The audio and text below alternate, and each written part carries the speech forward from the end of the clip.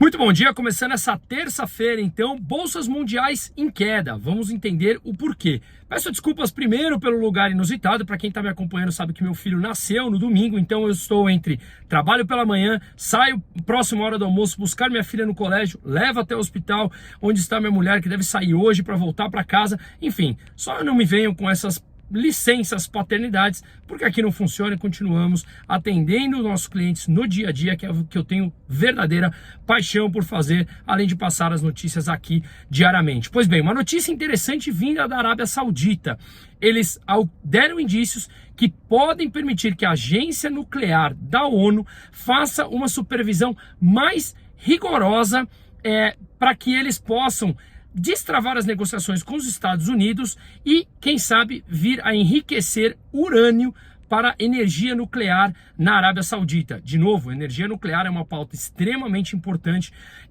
O urânio vem subindo, o urânio é a matéria-prima para a produção de energia nas usinas nucleares, e a energia nuclear é uma das mais limpas e mais eficientes. Então, atenção a isso, que tem bastante possibilidade também de olharmos como investir em urânio lá fora, caso conheça a tese, caso esteja de acordo. Não é uma recomendação de compra, mas sim uma análise interessante a ser feita como um todo. Pois bem, as bolsas continuam caindo no mundo, ainda com a expectativa, como a gente vem falando nesse canal há mais de um ano, que os Estados Unidos terão que ou subir a taxa de juros ainda mais e manter a economia mais desacelerada por mais tempo, ou manter os juros em níveis altos também por mais tempo, como está agora. Isso afeta o mundo todo. Já expliquei em outros vídeos como taxa de juros mais alta nos Estados Unidos interfere nos bancos centrais como um todo, inclusive no Brasil, em todos os outros emergentes, que se os Estados Unidos mantêm taxa de juros altas e os outros países descem a taxa de juros, o diferencial entre as duas taxas cai e com isso você tem mais saída de capital de dólar desses países em direção a títulos públicos americanos para ganhar essa rentabilidade desses títulos. E aí você tem desvalorização das moedas, passa por um processo mais inflacionário, os bancos centrais precisam subir as taxas de juros. Falando em títulos públicos americanos, estão nos mais altos níveis de rentabilidade desde 2007. Títulos públicos americanos com vencimento de 2 anos, pagando por mais de 5% e 15%, mais de 4,5% os títulos de 10 anos, tá? Então, olhem isso, porque eu venho falando já há algumas semanas como isso é interessante. Para quem vem carregando esses títulos e quer sair antes do vencimento, está sim com uma baita desvalorização.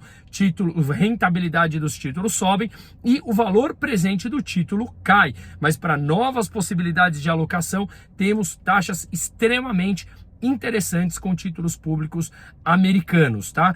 Pois bem, isso aqui no Brasil a mesma coisa, títulos públicos IPCA+, ou pré-fixado, entendendo o funcionamento, também é uma baita oportunidade de alocação. As curvas de juros futuras no Brasil, assim como em outros países, também subindo forte, e aqui é agravado por um quadro fiscal brasileiro completamente deteriorado, tá? Na Europa, Christine Lagarde, que é a presidente do Banco Central Europeu, falou taxativamente, também como a gente vem falando, que eles terão que manter a taxa de juros por bastante tempo elevada. Isso é a resposta a mais de uma década de intervenção governamental, mantendo taxa de juros extremamente e artificialmente baixas por conta de injeção de capital. Uma maior quantidade de capital em circulação nas economias leva uma abundância de capital e com isso as taxas de juros caem, estimulando o consumo, estimulando aquela sensação de que as pessoas e as empresas estão com uma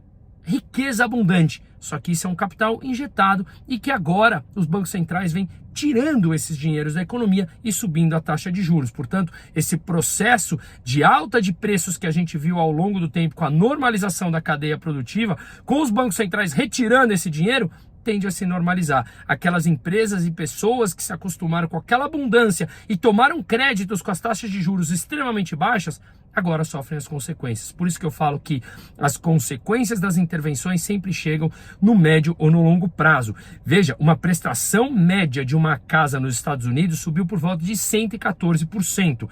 E o preço médio da casa subiu por volta, médio, tá, americano, de $300 mil para $410 mil. As taxas de hipotecas, que há 1 ano e meio nos Estados Unidos estava na casa dos 2,5%, agora está acima de 7%. E isso traz consequências no momento em que o americano médio está extremamente endividado e que a dívida, tanto hipotecária como dívida estudantil e dívida no cartão de crédito, essa última já ultrapassou $1 trilhão pela primeira vez, com um juros médio no cartão de crédito de mais de 25%, recorde histórico também nos Estados Unidos. Todo esse contexto faz com que, mesmo assim, a inflação continue persistente, muito acima da meta de 2%, muito longe do que foi a inflação lá atrás, mas também muito longe da meta de 2% traçada pelos principais bancos centrais do mundo, como Estados Unidos e Banco Central Europeu. Mas a quantidade de dinheiro em circulação ainda é muito mais alta do que pré-pandemia.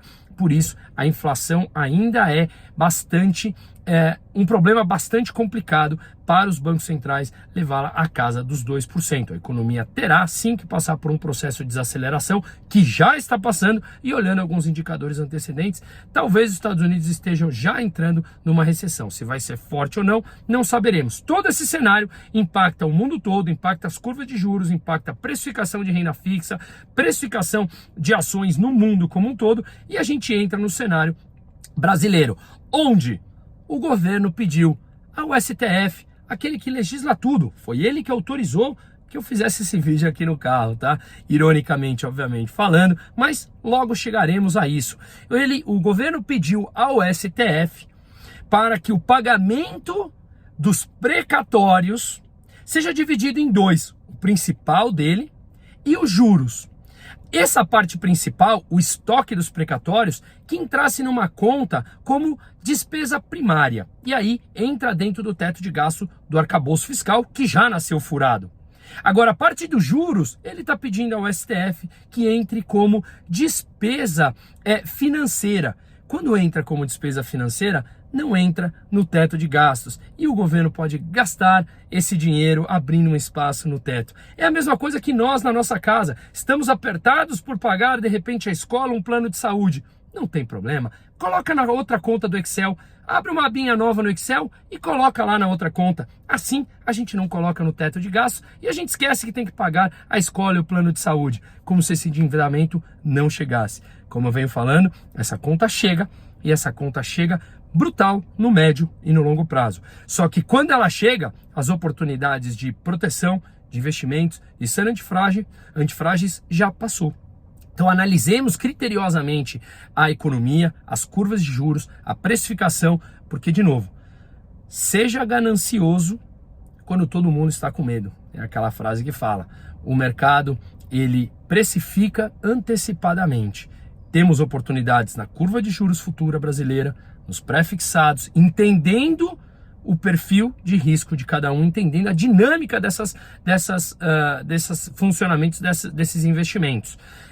Para isso, eu me coloco à disposição, eu e todo o meu time. Por favor, nos procure. Tem também baita oportunidade com título público americano lá fora, mas, de novo, isso não é uma recomendação de compra, vale uma reflexão, e nos colocamos à disposição para entender o teu perfil e saber se realmente é isso que você está procurando. Não espere o caos chegar. E não digo que esse caos pode ser brutal, mas a forma como o PT conduz a economia, inevitavelmente, leva a crescimentos medíocres, aumento de inflação, aumento do desemprego e um aumento, principalmente, do endividamento das famílias e das empresas, que em algum momento cobra seu preço. Uma ótima terça-feira.